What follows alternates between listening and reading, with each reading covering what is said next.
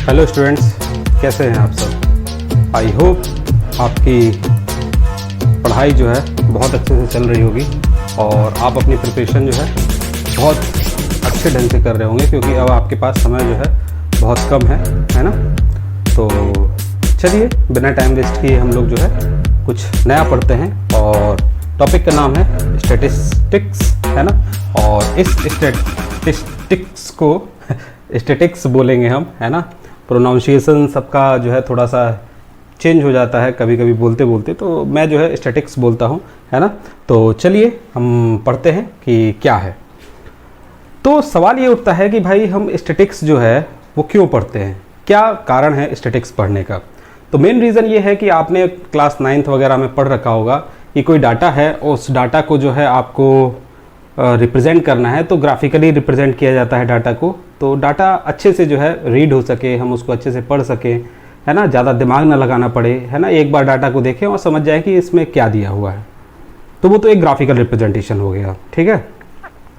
Statics में जो data होता है उसको जो है हम लोग टेबुलर फॉर्म में लिखते हैं, है ना। टेबल बनाते हैं और डाटा को पढ़ते हैं, समझते हैं कि क्या लिखा है उसमें, है ना। और उससे जो भी इंफॉर्मेशन हमको चाहिए वो सब इंफॉर्मेशन हम इजीली जो है डाटा टेबल को देख के समझ सकते हैं। कुछ टर्म्स हैं इस चैप्टर में, है ना, तो वो टर्म्स जो है हम समझते हैं वो क्या है ना। तो सबसे पहला जो आता है वो होता है कि डाटा होता क्या है। डाटा जो है कोई भी एक इन्फॉर्मेशन है जो आप कलेक्ट करते हैं, कहीं से भी जो है डाटा को कलेक्ट करते हैं, है ना। तो वो इन्फॉर्मेशन है। एक होता है रॉ डाटा, है ना, रॉ इन्फॉर्मेशन कलेक्ट किया, और जब आप वो इन्फॉर्मेशन कोई मीनिंगफुल चीज़ होती है तो वो जो है डाटा में कन्वर्ट हो जाता है, तो उसको जो है हम डाटा बोलते हैं। अब डाटा जो है दो तरह का होता है। एक डाटा वो होता है जिसको हम लोग बोलते हैं आपका क्वांटिटेटिव, और एक होता है क्वालिटेटिव, ठीक है। क्वालिटेटिव एंड क्वांटिटेटिव, ठीक। क्या होता है, पहला जो होता है वो होता है आपका क्वालिटेटिव, और एक होता है डाटा आपका क्वांटिटेटिव, ठीक है, क्वांटिटेटिव। अब क्वांटिटेटिव और क्वालिटेटिव में क्या डिफरेंस होता है, ठीक है, तो वो समझते हैं। क्वालिटेटिव एंड क्वांटिटेटिव, तो क्वांटिटेटिव और क्वालिटेटिव में जो है वो क्या डिफरेंस है ये देख समझिए। क्वालिटेटिव जो है वो सिंपली आपका डाटा का जो है क्वालिटी बताता है ना। क्वालिटी किस तरह की क्वालिटी है, जैसे आप कहीं पे गए, आपने ये पता लगाना है कि इस कॉलोनी में कितने लोग जो है ईमानदार हैं, कितने लोग जो है बेईमान हैं। ये अगर आपको चीज़ पकड़नी है तो ये चीज़ पकड़ने के लिए आपको जो है क्या करना पड़ेगा, ये दो चीज़ें जो है आप निकाल सकते हैं। एक है आपका क्वालिटेटिव, ठीक है, कितने लोग ईमानदार हैं, कितने लोग बेईमान हैं, यानी, है ना। तो ये ईमानदारी और बेईमानी, इसमें आप नंबर नहीं दे सकते कि कोई एक ईमानदार है लेकिन ज़्यादा नहीं है, थोड़ा सा है, नहीं, ऐसा नहीं होता है ना। या तो वो ईमानदार होगा या तो वो बेईमान होगा। तो इस तरह के डाटा को जो है हम लोग क्या बोल देते हैं, आपका क्वालिटेटिव डाटा कहते हैं, ठीक है। क्वालिटेटिव यानी क्वालिटी वगैरह बताएगा, और बहुत सारी चीज़ें हैं जिसमें लिया जा सकता है। दूसरा डाटा है आपका क्वांटिटेटिव। क्वांटिटेटिव में जो है आप जो है क्वांटिटी बताते हैं या नंबर से जो है उस डाटा को रिप्रेजेंट करते हैं, उसको जो है हम बोलते हैं क्वांटिटेटिव डाटा, है ना।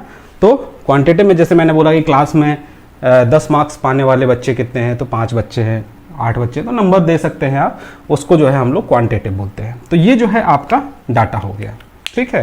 अब अगर हम और थोड़ा सा इसको समझे आपके इस चैप्टर के अकॉर्डिंग, तो जो आपका क्वांटिटेटिव डाटा है उसको अगर क्लासिफाई करें तो दो हैं, एक है आपका अनग्रुप्ड और एक है आपका ग्रुप्ड।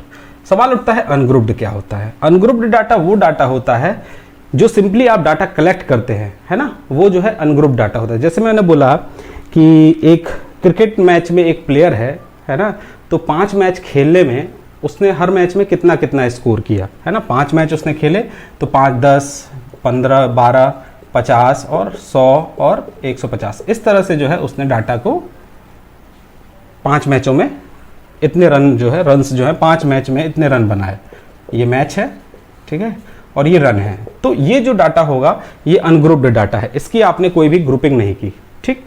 दूसरा जो डाटा है वो है आपका ग्रुप्ड, ठीक है। ग्रुप्ड डाटा क्या होता है, जिसमें आप डाटा की जो है क्या कर देते हैं, ग्रुपिंग कर देते हैं, ठीक है, उसको जो है हम बोलते हैं आपका ग्रुप्ड डाटा, ठीक है। जैसे ग्रुप डाटा मैंने कहा कि आपने उसकी ग्रुपिंग की, जैसे मैंने बोला कि 10 मार्क्स से 20 मार्क्स पाने वाले कितने बच्चे हैं, आपने कहा 5 बच्चे हैं। 20 से जो है 30 मार्क्स पाने वाले कितने बच्चे हैं, 6 बच्चे हैं, ठीक है। और 30 से 40 मार्क्स पाने वाले 8 बच्चे हैं। ये जो है आपका ग्रुपिंग। अगर इसी को मैं अनग्रुप्ड में अगर आपको समझाऊं कि 10 मार्क्स पाने वाले 20 मार्क्स, 30 मार्क्स, 40 मार्क्स, ये 5 बच्चे, ये 2 बच्चे थे, ये 3, ये 4 और ये मान लीजिए 8 या 7 मान लीजिए, 6 मान लीजिए, ठीक है, इस तरह से। तो ये जो डाटा है ये है आपका 10 मार्क्स पाने वाले 2 बच्चे थे, 20 मार्क्स थी, तो ये जो है आपका अनग्रुप्ड डाटा है ना। इसमें आपने कोई भी ग्रुपिंग नहीं की। अब जब आप इसको ग्रुप में ले जाएंगे तो आप जो है मार्क्स को जो है ग्रुपिंग कर देंगे और डाटा को थोड़ा सा छोटा कर देंगे ताकि इजीली जो है टेबल, यहाँ पे देखिए 4 कॉलम है, यहाँ पे 3 कॉलम है। अगर यही चीज़ बहुत ज़्यादा होगी तो हो सकता है कि ये 3 कॉलम या 4 कॉलम में ही हो जाए। तो ग्रुप्ड और अनग्रुप्ड का डिफरेंस ये होता है कि अनग्रुप्ड डाटा जो है थोड़ा सा लंबा चौड़ा होता है ना, टेबल उसकी बहुत बड़ी बनती है। लेकिन आपका जो ग्रुप्ड डाटा है उसकी टेबल जो है थोड़ी छोटी हो जाती है जब हम उस डाटा को ग्रुपिंग कर देते हैं। तो किसी भी डाटा को अगर आप कैटेगराइज कर दे रहे हैं, कैटेगरी में डाल दे रहे हैं, तो वो ग्रुप्ड डाटा, और डाटा जब किसी कैटेगरी में नहीं है तो वो है अनग्रुप्ड डाटा। आई होप इतना जो है आपको समझ में आ गया होगा।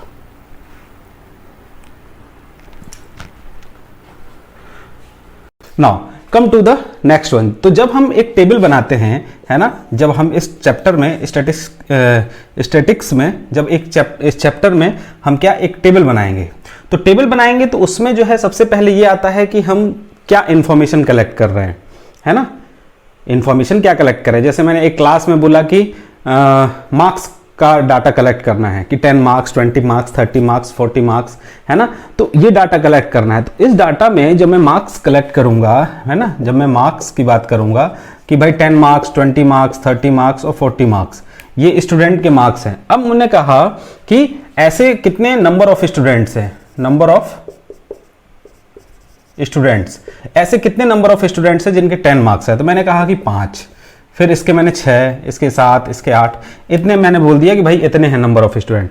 तो नंबर ऑफ स्टूडेंट्स यानी किसी भी डाटा का अगर रिपीटिशन हो रहा है ना, किसी भी डाटा का अगर रिपीटिशन हो रहा है तो उस डाटा को हम बोलते हैं फ्रीक्वेंसी, है ना। तो यहां पर जो है इस टेबल में ये जो है ये आपकी क्या है, फ्रीक्वेंसी है। फिजिक्स में भी फ्रीक्वेंसी होता है, जैसे आप पढ़ेंगे कि ये फिजिक्स में कि कोई चीज़ जो है कितनी बार कितनी तेजी से जो है रिपीट हो रही है, डाटा कितनी तेज जा रहा है, तो इसको हम लोग फ्रीक्वेंसी बोलते हैं। जैसे आप लोग लाइट में पढ़ते हैं कि 50 हर्ट्ज की फ्रीक्वेंसी है ना, तो वो फ्रीक्वेंसी वो अलग चीज़ है और यहाँ पे फ्रीक्वेंसी एक अलग चीज़ है। फ्रीक्वेंसी मतलब होता है कि कोई भी जो डाटा है ना, कोई भी डाटा नंबर ऑफ टाइम्स कितने बार जो है वो ऑकर हुआ है उस पर्टिकुलर इंफॉर्मेशन में जब हम डाटा को कलेक्ट कर रहे थे। तो ये जो है आई थिंक आपको फ्रीक्वेंसी जो है समझ में आ गया होगा कि फ्रीक्वेंसी क्या होता है। किसी भी डाटा का रिपीटिशन कितनी बार वो हुआ है उसको हम लोग फ्रीक्वेंसी कहते हैं। Now come to the next one. ध्यान से देखिएगा, है ना, क्योंकि ये जो है एक छोटी छोटी चीजें हैं, है ना, जो आपको बार बार इस चैप्टर में आएंगी, तो कंफ्यूज नहीं होना है कि भाई क्या चीजें बोली जा रही हैं। भाई डाटा अलग चीज होती है ना, और टाइप ऑफ डाटा क्या कलेक्ट कर रहे हैं वो अलग चीज़ है, और फ्रीक्वेंसी जो है एक बिल्कुल अलग चीज़ है। अगर हम बात करते हैं स्टैटिस्टिक्स की, है ना, यानी स्टैटिक्स की, तो स्टैटिक्स में जो है एक होता है central tendency. Now what is the meaning of central tendency? Central tendency का मीनिंग क्या होता है ना, तो एक सेंट्रल टेंडेंसी क्या होता है कि जब आप स्टैटिक्स में क्या निकालेंगे, मीन निकालेंगे, मीडियन निकालेंगे और मोड निकालेंगे, है ना, ये 3 चीजें जो हैं आप इस चैप्टर में पढ़ेंगे, मीन, मीडियन और मोड। तो सेंट्रल टेंडेंसी का मतलब क्या है कि एक पूरे डाटा को एक सिंगल वैल्यू से जो है बताना सेंट्रल टेंडेंसी कहलाता है। यानी statistical measure that identify a single value as represented of entire distribution. वो एक एंटायर डिस्ट्रीब्यूशन यानी पूरे डाटा को एक सिंगल वैल्यू में बता दिया। जैसे मैंने कहा कि एक क्लास है ना, एक क्लास है, ठीक है, एक क्लास है, उसमें कुछ बच्चों के 10 मार्क्स आए, मार्क्स, ठीक है, 10, 15 और 20 3 ही लोग कर लेते हैं, है ना। तो मैंने बोल दिया कि 5 और 2 3 4 2 3 4 2 3 4 4 45, है ना। तो ये मैंने कहा कि ये 45 आया, ठीक। अब मैं अगर इसमें कहूँ कि मान लीजिए कि मैं कहूँ कि कितने डाटा थे, 3 डाटा थे, 100 नंबर का पेपर था, तो ऑन एन एवरेज अगर मैं इसको कैलकुलेट 3 3 5 15, ठीक है 15 है ना, तो अगर मैं कहूं कि ये 15 मार्क्स जो है एवरेज है, ठीक है 15 मार्क्स अगर इसका एवरेज है, यानी ऑन एन एवरेज तीनों सब्जेक्ट में उसके 15 नंबर आए हैं, ठीक है। तो ये मीन मीडियन मोड का कॉन्सेप्ट है। सेंट्रल टेंडेंसी निकालने का मीनिंग ये है कि एक डाटा से, ठीक है, एक डाटा से आप जो है हर चीज को पहचान जाएं कि वो पूरा जो एंटायर डिस्ट्रीब्यूशन है, एंटायर टेबल है, वो क्या कहना चाह रहा है। आई होप इतना जो है आपको समझ में आ गया होगा। Now come to the next one. Next one is the classification of frequency distribution, यानी जो फ्रीक्वेंसी आपकी डिस्ट्रीब्यूट हो रही है उस फ्रीक्वेंसी डिस्ट्रीब्यूशन के कितने टाइप्स होते हैं। तो टोटल जो है 4 टाइप्स के होते हैं, 2 अभी पढ़ेंगे, 2 अगली स्लाइड में हम देखेंगे। 2 जो है आपका क्या है यहां पर main, ungrouped frequency distribution and grouped frequency distribution. अब अनग्रुप्ड और ग्रुप्ड फ्रीक्वेंसी डिस्ट्रीब्यूशन का मीनिंग क्या होता है, ठीक है। अब अनग्रुप्ड फ्रीक्वेंसी डिस्ट्रीब्यूशन का मतलब होता है कि इंडिविजुअल डाटा है ना, और उस इंडिविजुअल डाटा के लिए एक फ्रीक्वेंसी दी गई है, यानी इंडिविजुअल डाटा के लिए फ्रीक्वेंसी आपको दी जाएगी, तो उसको हम बोलेंगे अनग्रुप्ड फ्रीक्वेंसी, ठीक है। कैसे, ये देखिए, मैंने कहा कि 10 मार्क्स, 20 मार्क्स, 30 मार्क्स, 40 मार्क्स और 50 मार्क्स, ये कुछ बच्चों के नंबर आए थे क्लास में। 10 मार्क्स पाने वाले 3 हैं, 20 मार्क्स पाने वाले 4 हैं, 30 मार्क्स पाने वाले 5 हैं, ये 6 हैं और ये 7 हैं। इस तरह से जो है ये फ्रीक्वेंसी है। फ्रीक्वेंसी को F से रिप्रेजेंट कर देते हैं, ठीक है, फ्रीक्वेंसी ये F है। अब यहां पर देखिए क्या हो रहा है बच्चों, कि यहां पर 10 मार्क्स पाने वाले 3 हैं, तो यहां पर ये जो इंडिविजुअल डाटा है इसके लिए फ्रीक्वेंसी दी गई है। इंडिविजुअल सिंगल डाटा के लिए आपकी फ्रीक्वेंसीज दी गई हैं, है ना। 10 मार्क्स पाने वाले 3 बच्चे हैं, तो इस तरह का जो डाटा होता है जिसमें इंडिविजुअल डाटा के लिए, पर्टिकुलर डाटा के लिए आपको फ्रीक्वेंसी दी जाएगी, उसको हम बोलेंगे ungrouped frequency distribution. I hope इतना जो है समझ में आया होगा। नाउ ग्रुप्ड फ्रीक्वेंसी डिस्ट्रीब्यूशन का मतलब क्या होता है।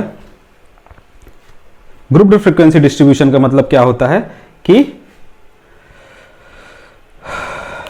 आपका जो डाटा है, ठीक है, आपका जो डाटा है, लार्ज नंबर ऑफ डाटा है, इसकी जो है ग्रुपिंग कर दीजिए, है ना, और इस ग्रुपिंग करके जो है आप बताइए कि इसमें क्या क्या नंबर्स पाने वाले हैं। सपोज दैट एक नई टेबल बनाते हैं, है ना। मैंने कहा कि अगर इसी डाटा की ग्रुप, तो 10 नंबर से 20 नंबर पाने वाले कितने बच्चे हैं, तो मैंने कहा कि भाई 10 से 20 पाने वाले 4 और 3 7 हैं, टोटल 7 हो गए, ठीक है। आप ऐसा मत करिएगा, फ्रीक्वेंसी आप जोड़िएगा मत, मैं जस्ट ऐसा बता रहा हूं कि 10 से 20 पाने वाले 7 हैं, फिर 20 से 30 पाने वाले, नहीं तो आप इसको मिटा दीजिए, नहीं तो आप इसी से जोड़ने लगेंगे कि ऐसा बताए थे, ऐसा नहीं है। 10 से 20 पाने वाले 3 मार्क्स हैं, 30 से 40 पाने वाले 5 हैं। तो यहां पर देखिए कि मैंने क्या किया कि यहां पर जो मार्क्स आ रहे थे बच्चों के, है ना, वो उनकी ग्रुपिंग कर दी। 10 से 20 पाने वाले, तो 10 से 20 पाने वाले 7, 20 से 30 पाने वाले 3 एंड 30 से 40 पाने वाले आपके 5 स्टूडेंट्स है ना। तो यहाँ पे जो है डाटा की ग्रुपिंग हो गई, यानी जो डाटा आप कलेक्ट कर रहे थे उसको मैंने ग्रुप कर दिया और ग्रुप करके उसका फ्रीक्वेंसी डिस्ट्रीब्यूशन दिखाया। तो इसमें क्या फायदा होता है कि जो आपका अनग्रुप डाटा था उसकी जो है टेबल जो है बहुत बड़ी बनेगी। तो जब डाटा बहुत ज़्यादा होता है ना, और उसकी टेबल लॉन्ग लास्टिंग मतलब लंबी जाती है, तो हम डाटा को ग्रुप कर देते हैं, है ना। ग्रुपिंग में कर देंगे तो उससे फायदा क्या होगा, आपका जो एनालिसिस हो जाएगा वो थोड़ा सा छोटा हो जाएगा कि भाई इतने से इतने तक इतनी फ्रीक्वेंसी थी। तो इसको जो है हम क्या कहते हैं, इसको हम बोलते हैं आपका grouped frequency distribution. I hope कि इतना जो है आप सभी को जो है समझ में आया होगा, डाटा क्या होता है, फ्रीक्वेंसी क्या होता है, सेंट्रल टेंडेंसी क्या होती है, ठीक है।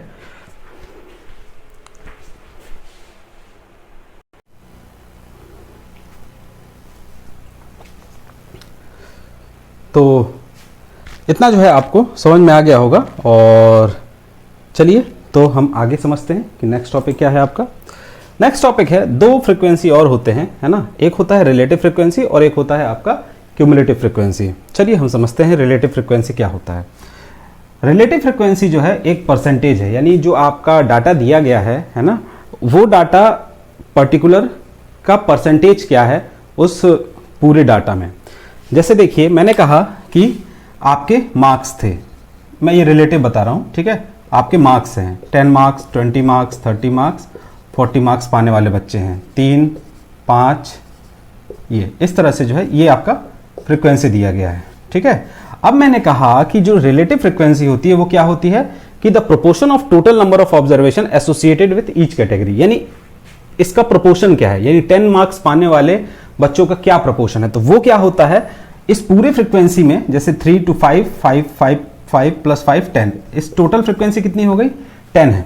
तो अब इंडिविजुअल फ्रीक्वेंसी जो है, इसको 10 मार्क्स पाने वाले अगर 3 बच्चे हैं तो इंडिविजुअल इसका मैं कहूंगा कि 0.3 है, रिलेटिव फ्रीक्वेंसी जो हो जाएगी वो 0.3, इसका 0.2, इसका 0.4, इसका 0.1। अगर आप इसको परसेंटेज कहें तो मैं कहूंगा कि 10 मार्क्स, इस पूरे में 10 मार्क्स पाने वाले 30% लोग हैं, 20 मार्क्स पाने वाले 20% हैं, 30 मार्क्स पाने वाले 40% है, एंड 40 मार्क्स पाने वाले केवल 10% बच्चे हैं इस पूरी क्लास में। तो रिलेटिव फ्रीक्वेंसी क्या होता है, एक परसेंटेज होता है पूरे आपके डाटा का। Now come to the next one, and अगला टॉपिक है वो आपका है क्यूमुलेटिव फ्रीक्वेंसी। क्यूमुलेटिव फ्रीक्वेंसी का मतलब क्या होता है कि sum of first frequency and all frequency below is the frequency distribution, यानी जो फ्रीक्वेंसी होती है उसका जो है आपका स्टार्टिंग में जो भी डाटा दिया गया है उसका, ठीक है, और उसके आगे आने वाले जितने भी डाटा हैं उन सभी का अगर आप सम कर देते हैं तो इसी को जो है हम लोग क्या बोलते हैं, क्यूमुलेटिव फ्रीक्वेंसी कहते हैं। ठीक है, अब कैसे, ये देखिए, मान लीजिए कि मैंने कहा कि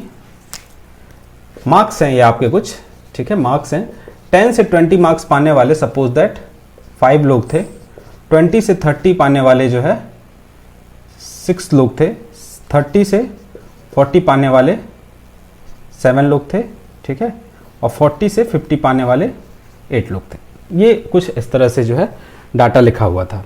अब जो है क्यूमुलेटिव फ्रीक्वेंसी का मीनिंग क्या हो गया, मैंने कहा कि 10 से 20 पाने वाले 5 लोग थे।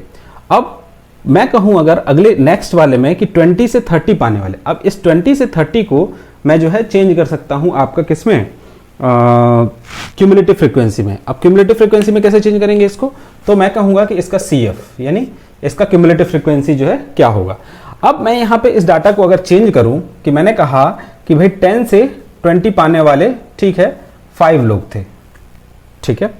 अब 20 से 30 की जगह अगर मैं कह दूं कि 10 से 30 पाने वाले लोग कितने थे, तो भाई 10 से 30, CF की मैं बात कर रहा हूं, 10 से 30 पाने वाले, ठीक है, तो 10 से 30 पाने वाले जो हैं कितने लोग हैं, तो 6, 5, 11 लोग हैं, क्योंकि ऊपर वाली फ्रीक्वेंसी को भी जोड़ना है। फिर मैं कहूं कि सपोज दैट 10 से 40 पाने वाले लोग कितने हैं, तो 10 से 40 पाने वाले क्या है, 5, 6 + 5 11, और 11 में आप 7 जोड़ दीजिए तो 90 लोग हैं। तो यहां पर देखिए क्या हो रहा है कि जो आपका फ्रीक्वेंसी है क्यूमुलेटिव, उसमें नीचे वाली जो फ्रीक्वेंसीज हैं उनको जो है आप क्या करते जा रहे हैं, जोड़ते जा रहे हैं, ठीक है, जोड़ते जा रहे हैं। अब अगर मैं क्यूमुलेटिव फ्रीक्वेंसी की बात करूं तो क्यूमुलेटिव फ्रीक्वेंसी जो है 2 तरह का होता है, ठीक है, 2 तरह के क्या होता है, तो 2 है। पहला है आपका लेस क्यूमुलेटिव फ्रीक्वेंसी,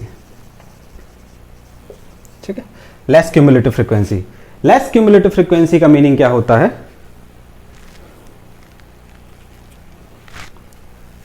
तो मान लीजिए कि ये आपके मार्क्स हैं, ठीक है, ये आपके क्या लिखे हैं, मार्क्स लिखे हैं। मार्क्स कितने हैं आपके, 10 to 15, ठीक है, फिर 15 to 20, फिर 20 to 30 और 30 to 40, ये जो है आपके मार्क्स लिखे हुए हैं, ठीक है। अब ये जो मार्क्स हैं, ये जो मार्क्स हैं, अब मैं कहूं कि मार्क्स का एक ग्रुप बना दीजिए, मार्क्स का ग्रुप बना दीजिए, ठीक है। तो मार्क्स का मैंने अब जब ग्रुप बनाया तो मैं कहूंगा अगले में कि ये जो है लेस देन 15 है, ठीक है, लेस देन 15। यहां मैं बोलूंगा लेस देन 20, ठीक है, फिर यहां मैं बोलूंगा लेस देन 30 और यहां पर बोलूंगा लेस देन 40, ठीक है। अब मान लीजिए कि मैं कहूं कि फ्रीक्वेंसी जो है कुछ दी हुई थी, मार्क्स की जो है फ्रीक्वेंसी FI इस वाले की फ्रीक्वेंसी दी हुई थी, इस वाले मार्क्स की जो है फ्रीक्वेंसी यहां पर दी हुई थी।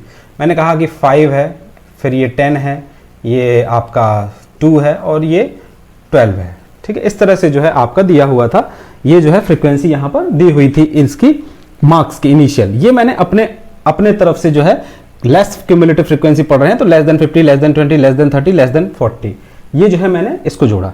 अब अगर मैं बात करूं इसके क्यूमुलेटिव फ्रीक्वेंसी की, तो मुझे ये बताइए कि लेस देन 15 कितने बच्चे हैं, तो लेस देन 15 तो 5 ही बच्चे हैं, तो 5 हो गया।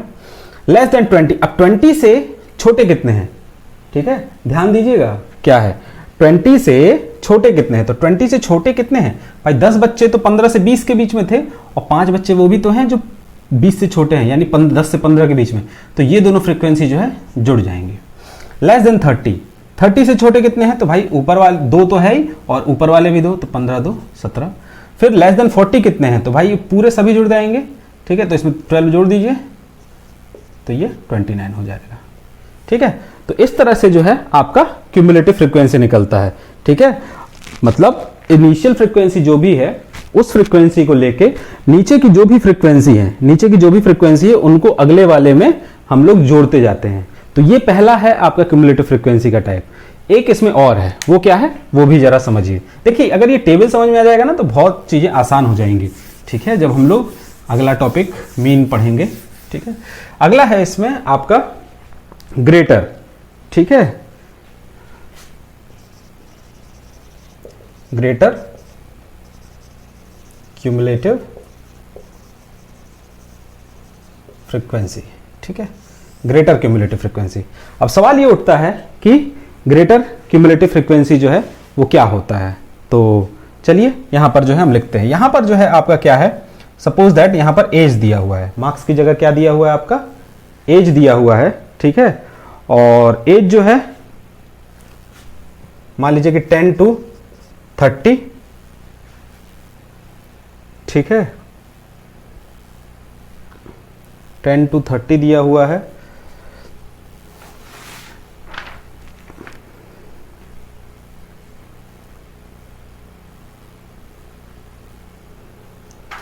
फिर उसके बाद 15 to 30, ठीक है। फिर उसके बाद आपका मान लीजिए कि 20 to 30, और फिर उसके बाद 15, 10, 15, 20, 25 to 30। इस तरह से जो है एज ग्रुप जो है आपका एज दिया हुआ है, ठीक है। अब एज में जो है मैं यहां पर एज ग्रुप बनाता हूं, एज ग्रुप, ठीक है। अब इस एज ग्रुप में मैं लिखता हूं, इस एज ग्रुप में लिखता हूं ग्रेटर देन 10, फिर ग्रेटर देन 15, ग्रेटर देन 20 और ग्रेटर देन 25, ठीक है। ये जो है यहां पर ये फ्रीक्वेंसी जो है आपकी दी हुई थी।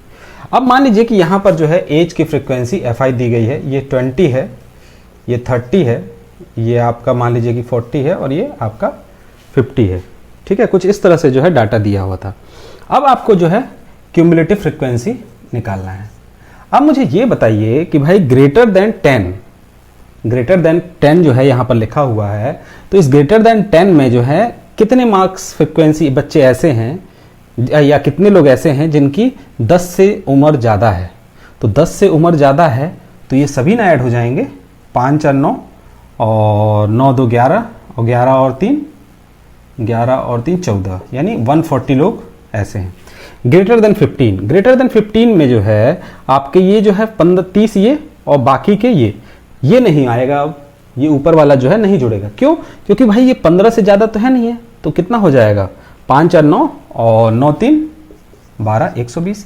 ग्रेटर देन 20 तो 20 तो 90 एंड ग्रेटर देन 25 केवल 50 लोग ऐसे हैं, ठीक है। तो ये जो है आपका क्या है ग्रेटर क्यूमुलेटिव फ्रीक्वेंसी है। आई होप कि इतना जो है आपको समझ में आ गया होगा। एक बेसिक है ये कि भाई फ्रीक्वेंसी जो है कैसे आपका रिप्रेजेंटेड रहेगा डाटा में या सॉरी टेबल में, जो आपका बार बार इस्तेमाल होगा। तो वहां पर जाके जो है आप कंफ्यूज मत होइएगा कि क्या लिखा है कैसे लिखा है, लेस देन लिख दिया ग्रेटर देन लिख दिया, है ना। तो वो सब जो है डाटा को रिप्रेजेंट करने के तरीके रहेंगे, है ना। चीज़ें तो वही की वही हैं, डाटा और फ्रीक्वेंसी, ठीक। चलिए आगे देखते हैं हम लोग। तो सबसे पहले है आपका topic mean of group data. तो आज का जो हमारा जो मेन कंसर्न रहेगा वो रहेगा मीन पे, ठीक है। और मीन भी जो है आपके कितने तरीके के होते हैं,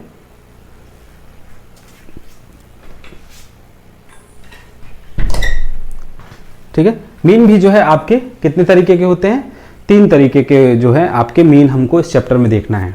एक है आपका डायरेक्ट मेथड, एक है आपका स्टैंडर्ड डेविएशन मेथड, ठीक है, और एक है आपका एज्यूम्ड मीन मेथड। तो 3 में से जो है आज हम जो है केवल और केवल मीन मेथड देखेंगे, है ना। बाकी की जो 2 और मेथड हैं और 2 और टॉपिक हैं, है ना, मोड और मीडियन, वो जो है हम आगे की क्लासों में समझेंगे और पढ़ेंगे। तो चलिए सबसे पहले हम जो है मीन देखते हैं कि मीन जो है क्या होता है। तो सिंपली अगर मैं मीन की बात करूं तो मीन जो होता है सिंपली एक एवरेज होता है, ठीक है। एवरेज को जो है हम मीन कहते हैं। तो एवरेज को मीन कहते हैं। तो जैसे मैंने कहा कि आपके क्लास में, या आपकी क्लास में क्या, आप अपना ही मान लीजिए एग्जाम्पल, मैंने कहा कि आप 5 सब्जेक्ट थे, ठीक है। 5 सब्जेक्ट में जो है आपके कितने कितने मार्क्स आए, है ना, कितने कितने मार्क्स आए। मान लीजिए मैं मानता हूं कि आप जो है बहुत इंटेलिजेंट हैं, आपके एक सब्जेक्ट में 88 आए, एक में 90 आए, फिर एक में 40, गधे नहीं हैं आप, होशियार हैं, है ना। तो एक में 75, फिर 30 में तो फेल हो जाएंगे, है ना। तो एक में जो है 80, फिर एक में 70, 3 to 5, ये 5 सब्जेक्ट में आपके मार्क्स थे। अब देखिए मैंने कहा कि सेंट्रल टेंडेंसी, है ना, सेंट्रल टेंडेंसी आपको समझाया है क्या होता है। मैं कह रहा हूं कि आप मुझे ये बताइए इस डाटा को देखकर कि आपका ऑन एन एवरेज कितना मार्क्स आया, मतलब कितना परसेंटेज जो आप लोग निकालते हैं ना, परसेंटेज, ठीक है। तो वो जो है एक तरह से एवरेज ही है, वो आपको ये बताएगा कि आपका उस क्लास में या पर्टिकुलर उस किसी टेस्ट में कितने मार्क्स आपने ऑन एन एवरेज एक्वायर किए। तो देखिए यहां से देखते हैं, है ना, इसको जोड़ दीजिए, 8 + 5 13, ठीक है, 9 + 10 18, 18 + 7 18 और 7 25, and 25 + 8 33, and 33 + 7 40, 403, ठीक है, 403। अब आपके टोटल सब्जेक्ट कितने थे, 5, तो आपने इसको 5 से डिवाइड कीजिए, 5 8 जा 40 एंड 0 और 5 6 जा 30, ठीक है। कितना आया, सही है क्या?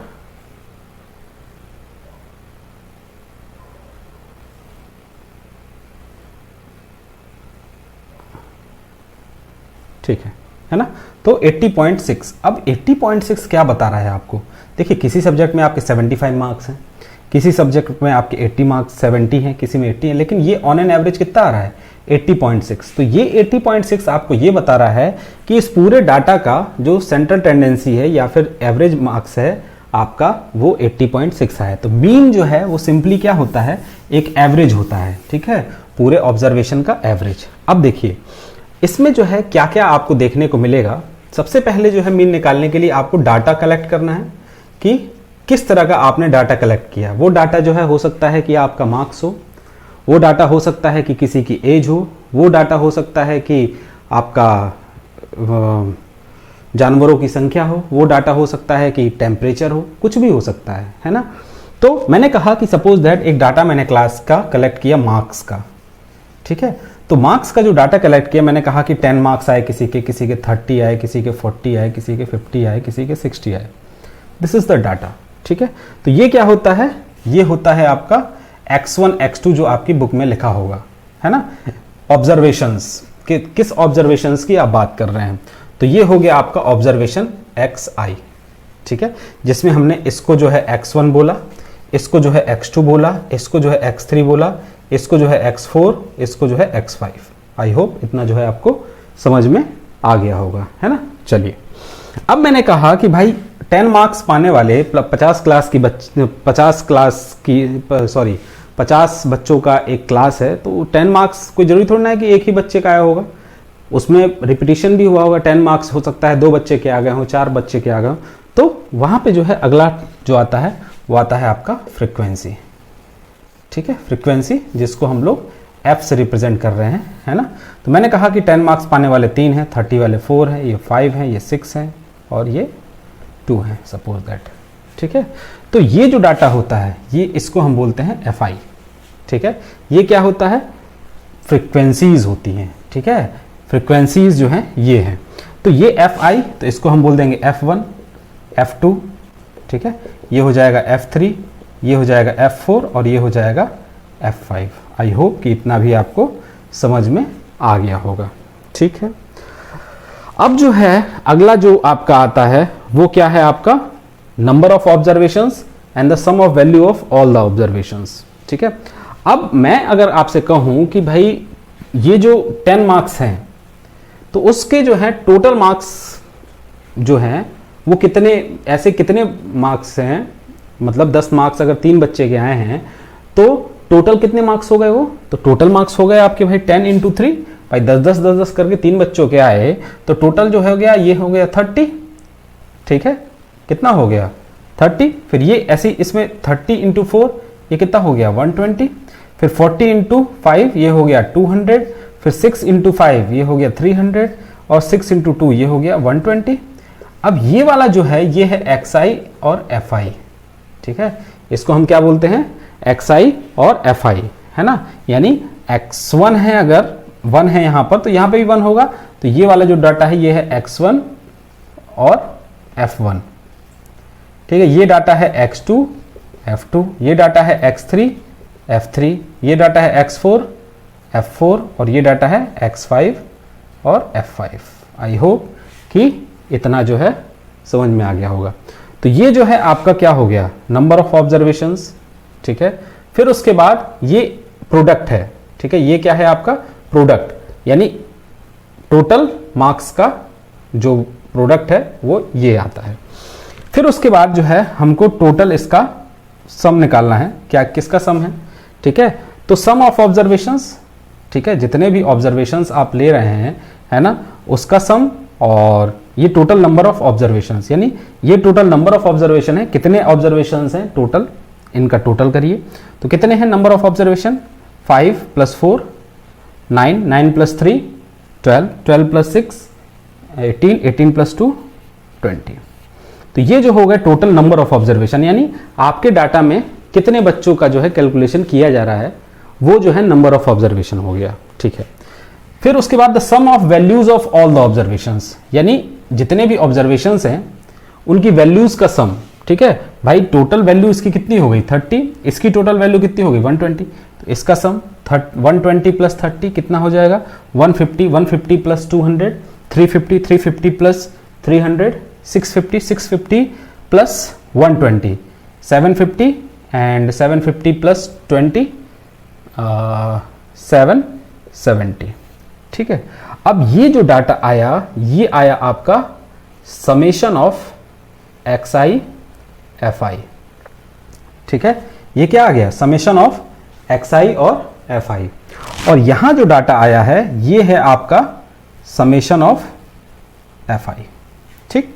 तो मीन का जो फॉर्मूला होता है, ये जो मीन है आपका, मीन को हम x बार से रिप्रेजेंट करते हैं, ठीक है, मीन का जो फॉर्मूला होगा summation of XI FI upon summation of FI, यानी कहने का मतलब है कि sum of the values of all observation, यानी जो वैल्यूज हैं उन सभी का सम वैल्यूज का सम, और फिर उसके बाद number of observation, total number of observations का सम, ठीक है।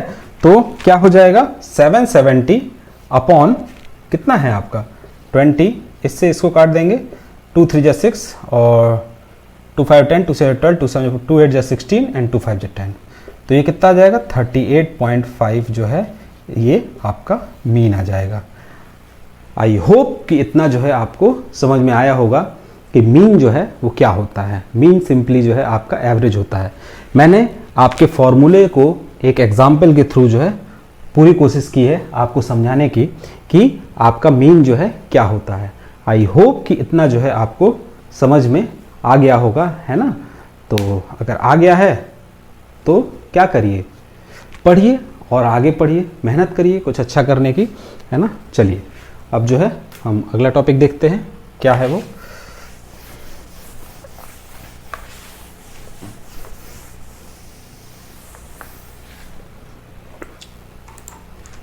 ठीक, ये जो है आपका एक क्वेश्चन है ना।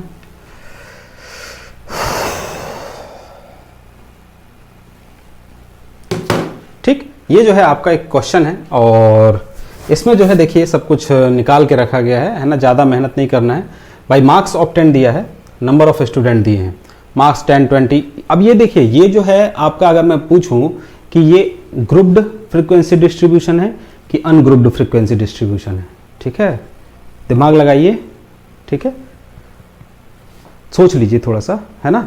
चलिए अब नहीं, अगर समय निकल गया आपका सोचने का, है ना। तो हम बताते हैं ये जो है अनग्रुप्ड है, ठीक है, क्योंकि ग्रुपिंग नहीं की गई है डाटा की, अनग्रुप है। अब जो है अगर मैं कहूँ कि देखिए मार्क्स ऑब्टेन, भाई ये टेबल बन गई, बहुत अच्छी बात है।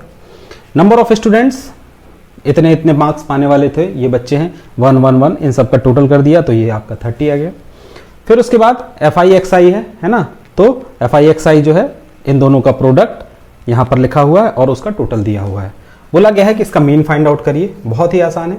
मीन का फॉर्मूला क्या होता है, summation of XI FI upon summation of FI, ठीक है। तो कितना है 1779 अपॉन 30, ठीक है। इसको अगर हम लिखेंगे तो इसका जो है कितना आ जाएगा, 3 से काट दीजिए, कितना हो जाएगा। इसको अगर हम 3 से काटेंगे तो 3 5 या 15 डिवाइड करते हैं 1779 डिवाइड बाई 3, 3 5 जा 15, फिर 27 3 9 जा 27 और 3 3 जा 9, ठीक है। कितना आ जाएगा ये 59.3, ठीक है। ये कितना आ गया आपका 59.3 आ गया। बहुत ही आसान है, सीधा सीधा सिंपल सा आपका अनग्रुप्ड है, और अनग्रुप्ड डाटा को जो है हमने सिंपली टेबल से जो है कैलकुलेट कर दिया, ठीक है। तो इसको जो है जरा याद रखिएगा 59.3 को, ठीक है। मैं लिख लेता हूँ 59.3 है ना, 59.3 आया है इसका मीन। चलिए अगला देखते हैं। अगला है ये है आपका नेक्स्ट कि जो आपने डाटा अभी जस्ट पीछे जो डाटा आपने देखा था, ठीक है, ये वाला, इसी डाटा को अनग्रुप्ड डाटा को हम एक ग्रुप्ड डाटा में कन्वर्ट करेंगे, क्योंकि टेबल जो है बहुत बड़ी थी। ये देखिए ये टेबल इतनी सी हो गई, और इसके पहले जो ये वाली टेबल थी ये देखिए कि कितनी बड़ी टेबल है। तो ग्रुप्ड डाटा और अनग्रुप्ड डाटा में यही डिफरेंस होता है कि अनग्रुप्ड डाटा को हम जो है ग्रुप डाटा में कन्वर्ट करते हैं, किस लिए, ताकि जो डाटा है, बहुत ज़्यादा डाटा है तो उसकी ग्रुपिंग कर दीजिए, ग्रुप करके उस डाटा को छोटा कर दीजिए, ताकि कंपाइलेशन, रीडिंग, कैलकुलेशंस, इन सब चीज़ों में आसानी रहे, ठीक है। चलिए देखिए वहाँ पे जो है 10 से 25 मार्क्स पाने वाले बच्चे, मान लीजिए कि 2 हैं, ये लिखा है क्लास इंटरवल, ठीक है, ये क्लास इंटरवल हो गया 10 से 25। फिर इसके बाद 25 टू 40 पाने वाले 3 बच्चे हैं, 42 टू 45 वाले 7, 55 से 76, 70 टू 85 6, 85 टू 106, ठीक है। नंबर ऑफ स्टूडेंट मतलब ये फ्रीक्वेंसी हो गया, है ना। तो इसका तो टोटल कर दिया, कोई दिक्कत नहीं है। लेकिन यहाँ पर जो है एक नया टर्म आ गया, वो है आपका क्लास मार्क, ठीक है। नई टेबल बन के आ गई क्लास मार्क की। अब हमको ये समझना है कि क्लास मार्क जो है वो क्या होता है। तो अगर मैं बात करूँ क्लास मार्क की, ठीक है, क्लास मार्क की, तो क्लास मार्क जो है वो क्या होता है, वो होता है आपका जो क्लास इंटरवल है, यानी जो आपका क्लास इंटरवल है, क्लास इंटरवल में जो अपर लिमिट है, अपर लिमिट, ठीक है, plus lower limit divided by 2, ठीक है। तो upper limit plus lower limit divided by 2।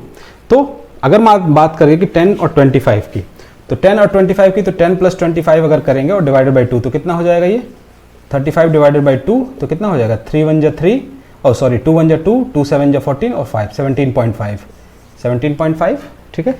इसी तरह सेकंड देखिए 25 प्लस 40 डिवाइडेड बाई 2, ठीक है, तो ये कितना हो जाएगा 2 6, 65 डिवाइडेड बाई 2, 2 3 जा 6, 2 2 जा 4, 2 5, 32.5, ठीक है। तो इस तरह से जो है आपका क्या आ जाता है, क्लास मार्क आ जाता है ना। तो इसको जो है हम क्लास मार्क कहते हैं। क्लास मार्क क्या होता है, आपका क्लास मार्क होता है UP upper limit plus lower limit divided by 2, ठीक है। ये जो है आपका क्लास मार्क होता है। अब जो है क्लास मार्क आपने यहां पर निकाल लिया, ठीक है। फिर क्लास मार्क जो है, जो आपका यहां पर एक पीछे डाटा दिया था, जो ऑब्जर्वेशंस दी थी, है ना, ऑब्जर्वेशंस जो दी थी, अब यहां पे देखिए, अगर मैं कहता कि पीछे वाले डाटा में कि भाई फ्रीक्वेंसी को ऑब्जर्वेशन से मल्टीप्लाई करना पड़ता है कि कितने बच्चों ने 10 मार्क्स पाए, तो वहां तो बहुत आसान था, 10 ही मार्क्स का डाटा लिखा हुआ था।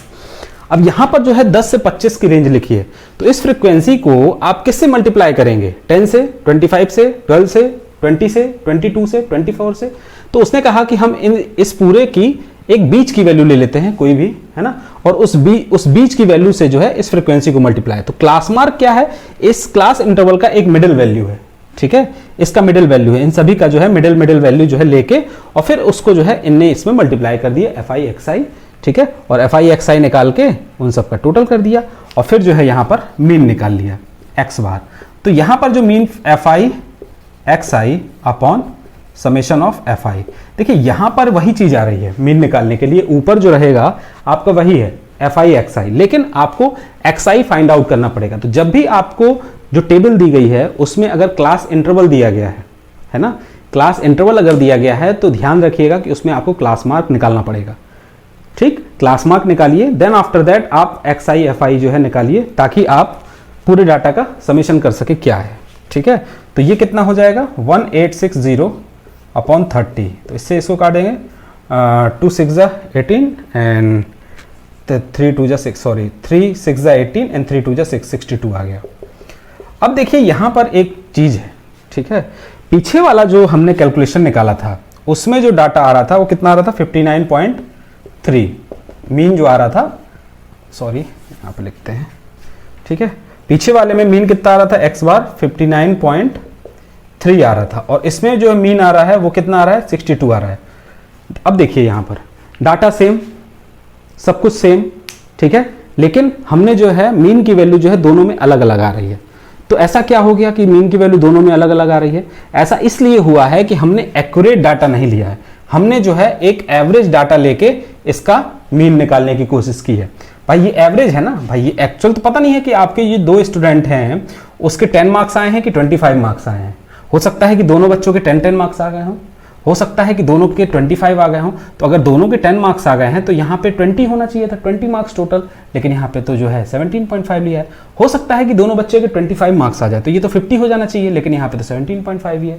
तो अगर मैं यहाँ पर जो है क्लास इंटरवल की, अगर मान लीजिए मार्क्स का ये क्लास इंटरवल है, अब मार्क्स ये वाला मार्क नहीं, ये क्लास मार्क होता है, ये अलग चीज़ है। मार्क्स का अगर ये डाटा है कि 10 से 25 मार्क्स पाने वाले 2 बच्चे हैं तो वहाँ पे थोड़ी सी गड़बड़ी हो जाएगी।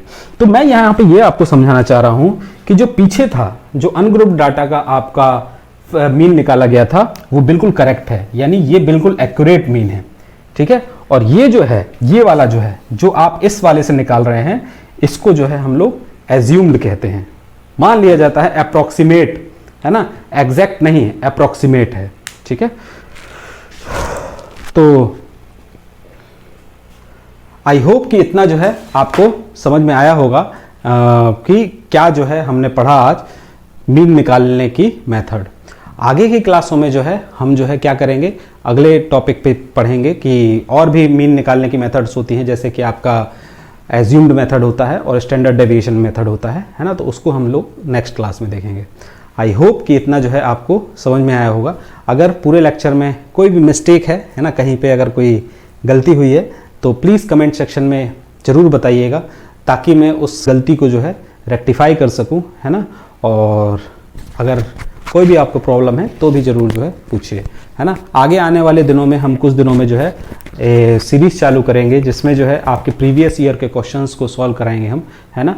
और अगर आपने वो वीडियोस को देख लिया तो आई होप मैथ्स जो है आपका बिल्कुल नहीं छूटेगा, है ना। पेपर से पहले वो सब हो जाएंगे, पूरे चैप्टर 1 से लेके और आपके लास्ट चैप्टर तक जितने भी प्रीवियस ईयर के क्वेश्चंस आए हैं। क्योंकि देखिए सीबीएसई का जो पैटर्न है वो प्रीवियस ईयर पे बहुत ज़्यादा बेस्ड रहता है ना। पहले हम उनको करेंगे, then after that we will try to solve all the exercise of the maths, है ना, मैथ्स चैप्टर्स। तो आई होप कि इतना जो है आपको समझ में आया है ना। तो ठीक है, फिर मिलते हैं अगले लेक्चर में। This is all for today, thank you, have a good day.